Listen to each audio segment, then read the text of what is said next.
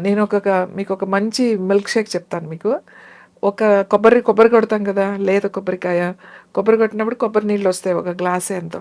అలాగే స్పూన్‌తో తీస్తే ఒక లేయర్ ఆ హ్మ్. క్రీమొస్తది. ఆ క్రీము, ఆ కొబ్బరి నీళ్ళు వేసి, దాంట్లో ఒక గ్లూకోజ్ పౌడర్ దొరుకుతది మనకి. హ్మ్. గ్లూకోజ్ పౌడర్ ఒక స్పూను, దాంట్లో కొంచెం బెల్లం మీకిష్టమైతే షుగరు లేతే కొద్దిగా బెల్లము, లేతే 2 స్పూన్లు గ్లూకోజ్ పౌడర్ వేసేసి, దాన్ని మిక్సీలో వేసి మిల్క్ షేక్ లాగా గనక మీరు తీసుకొని తాగారనుకోండి, that is the best milk shake.